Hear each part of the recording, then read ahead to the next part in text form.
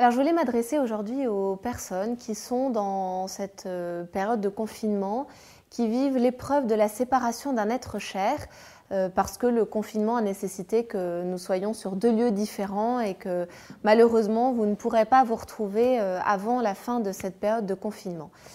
Alors, c'est une période qui, bien évidemment, est difficile, qui n'est pas habituelle, qui au quotidien n'est évidemment pas souhaitable.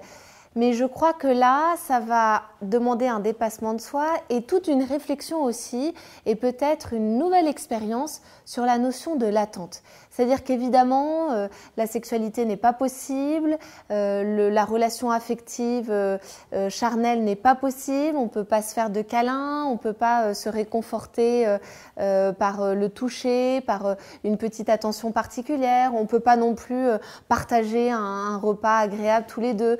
Voilà, il y a tous ces moments-là qui sont obligés d'être revus, bien évidemment, même si le contact est possible à distance, mais pas ce contact humain qu'on aime tellement, ce qui est se toucher aussi.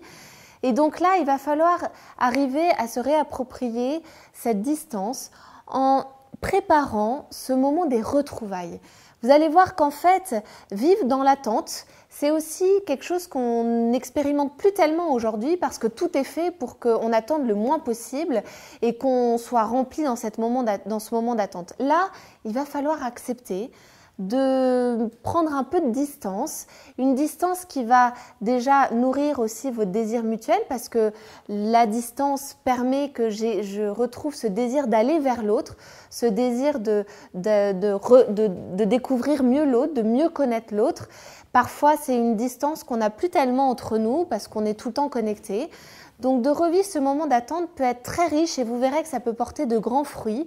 Parce qu'on va nourrir un désir qui va nous permettre des retrouvailles qui vont être beaucoup plus en profondeur. Vous allez voir que vous allez essayer pendant toute cette période de savoir comment vous aimez différemment. Ça, c'est un vrai challenge parce qu'on a nos habitudes, nos attentions habituelles.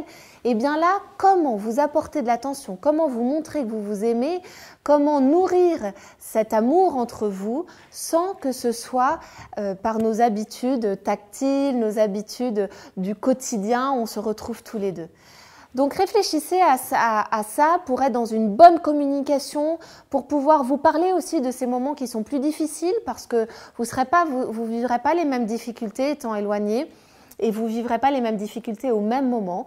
Donc communiquez sur vos difficultés, soyez en empathie l'un vis-à-vis de l'autre. Préservez-vous aussi parce que évidemment c'est une période où ça va être compliqué, mais pour autant essayez d'enrichir ce moment-là avec d'autres choses qu'avec le contact charnel. Vous allez développer d'autres sens et vous allez voir que ça peut apporter beaucoup après dans vos retrouvailles.